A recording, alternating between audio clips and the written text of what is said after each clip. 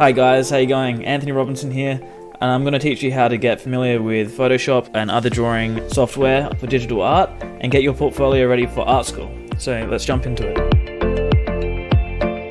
So we're down here in Photoshop and we want to start a new drawing. We jump over to here to create new, and from here what we're able to do is find what kind of composition we want. You can get some for print, where you can make some for A4 size paper, or you can go down A5 or A3, that works. What I'm going to do, I'm going to go over to film and video and go for this one over here, the 1920 by 1080. The reason why I'm doing that is because that's the ratio of a regular television program. So what I'm doing is I'm going to do that, and over here we've got a few just details. The resolution is preset to 72.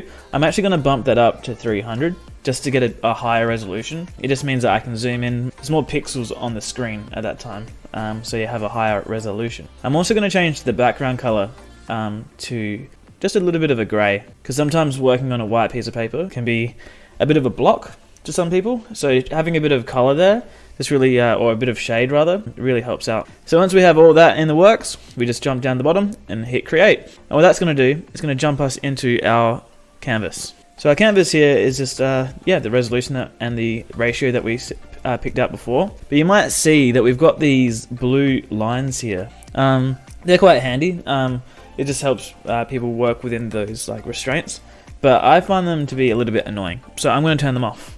So I'm going to go up the top here and go to View and Extras and click that off. And if we want to bring it back, we can do the same. View, Extras. There's the alternative of going Command H to turn it off, and we'll go Hide Extras. And I'll get through some of these command keys or control keys if you're on Windows as we go further.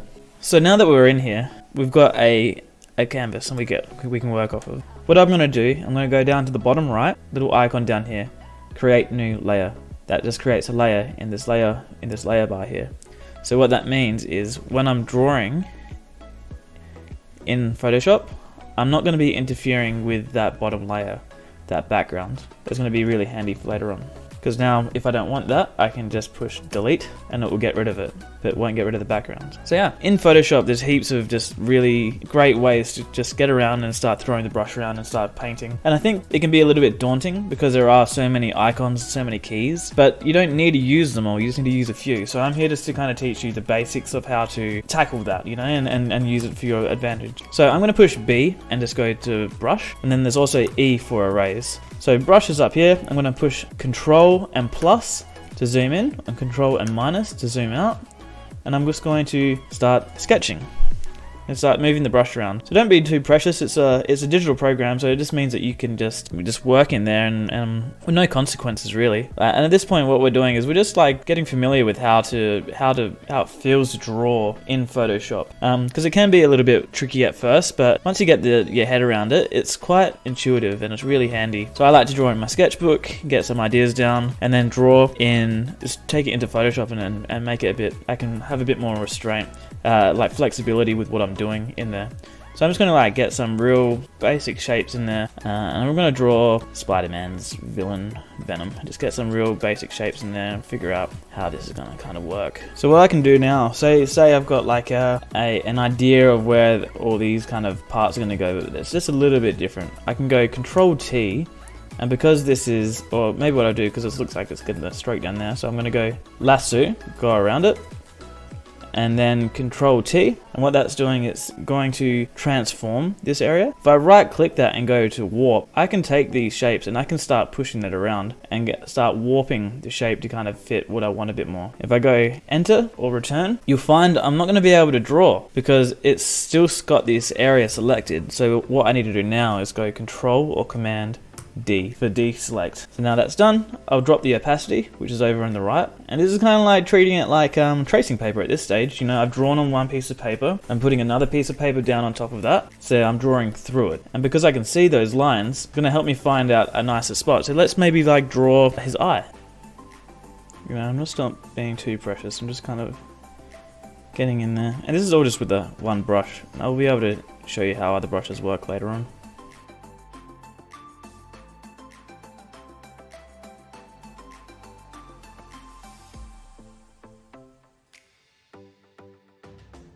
So this is like a good way to kind of just practice. You just kind of get in there. There's no right or wrong answers. You just kind of have an understanding of how it feels to work within Photoshop. So I'm going to go Control Z. That's a really good one, and one that you use often. Control Z, and that's going to be a backspace or undo. So you can either push E and have an eraser, or you can go Control Z, and that's going to undo what the last move that you've done. And it's going to be really handy. So I'm just going to go in there and just, find those shapes. I'm just sketching. No right or wrong answer. I'm just getting in bits and pieces. And if I want to fix this up and make this a better picture later on, I'll be able to do that. But for now, it's just, I'm just sketching. I'm doing a warm-up sketch so I can get my bad drawings out the way. Or, just getting loose and getting an understanding of how it feels to draw before getting in and doing what other work I need to do. If you want to change the size of your brush, you want to go up to just beneath the plus and minus, and there's bracket keys. So 1, 2, 3.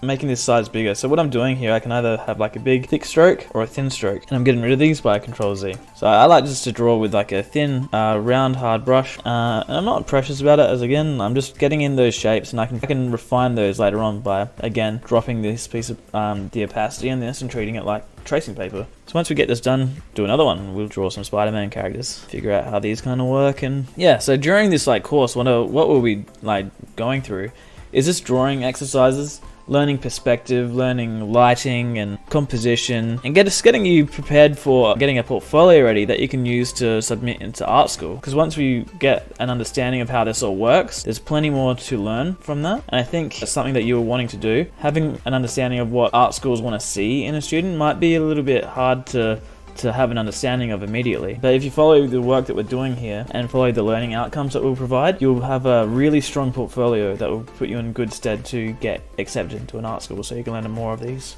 So now that I've got this down, I'm just going to use my hard round brush again, but I'm just going to show you how you can use other brushes as well. So the brushes are going to be over here on the right hand side. If they're not there, go up to Window and hit Brushes. That's going to bring that over to your sidebar, and you can attach that to the sidebar as well. From here, you'll be able to have brush settings and brushes, and you can change the dynamics of the brushes and the smoothing over here on the left hand side. And there's a list of other preset brushes in here, and you can also download brushes and import them in as well. Although in saying that, brushes don't make the artists, the artists make the brushes, but they are handy. You can have textures, or you can even get nice different ends to it to get nice little strokes. Getting rid of these with Control Z. Yeah, but I like to just use the hard round brush. I think that's really handy. So I'm changing the size of this again with the bracket keys, and I'm just going to go in there and find some of these. Just draw. At the end of this, I'm probably just going to delete it. So it's nothing special. It can be if you want it to be, but it can also just be drawing on a piece of paper that you're gonna chuck in the bin at the end of the day. And by doing that, you'll be able to just get really familiar with how it feels to draw. So I really encourage you to do this. So I think at the end of this, if you're going to be following this this series of courses that I'm doing, I think it'd be cool just if we set some learning outcomes. So at the end of each lesson, you can just draw along with me, and we can get a portfolio ready for you, so that you can put it forward and have a collection of work that suggests that you can draw, and you can draw things that you like and all that type of stuff, which is obviously why you get into it. But you can also jump in and start showing art schools the basics of perspective and lighting and rendering, composition. It's things like that are going to be really appealing to art schools, and the things that you need to learn as you start a career in art, because they are used every single day. And there's artists far better than me, and the great artists, they all used it as well. So we may as well just learn from what they're doing right, and apply it to our work so we can contribute to the art form. I'm not being too I like the fact that it's not such a clean line, but if you can get these clean lines, if you want to get a perfect circle, you can push M, and this is going to bring out the marquee tool, which is over here. If you hold down, if you just do that, you'll be bringing out a circle or an ellipse. If you want to have a perfect circle, you can hold down Shift, and that's going to make that a perfect shape. From there, we can either push G, and on a different layer, I can make that into I can block that in with a paint bucket, or I can hold this down, and I can make a gradient and do something like that. I'll get into that a bit more later on, but just know, with all of these hotkeys on the side here, they have arrows next to them, and if you click and hold, you can change these. So instead of having circle, I can have a square or a rectangle, but if I want it to be perfect square, I hold Shift, and that's going to do that. I can also right click and go down to stroke, figure out how many pixels I want, and there I've got a square that's been from that marquee tool. But for now, I'm just going to get rid of that. I might just delete that layer as a whole. Control D, go back to my drawing, and we'll keep sketching. Now, so for this one here, I'm not going to be painting this. I'm just going to just draw, just sketch, and you can get, just to show that sketching is important. I'm a drawer, like, as my dominant, like, kind of way of working, and I use my drawing as a way to find like how I'm going to paint it. But other people work different ways. Lots of artists just jump in and start using paint, and you know, working in that way.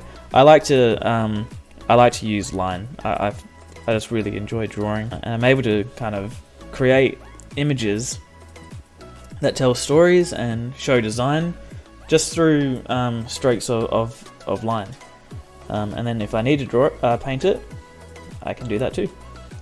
But I started learning how to paint from learning how to draw, and I think there's nothing wrong with that. I think it works quite well. During this course as well, we'll be talking about shape language and character design.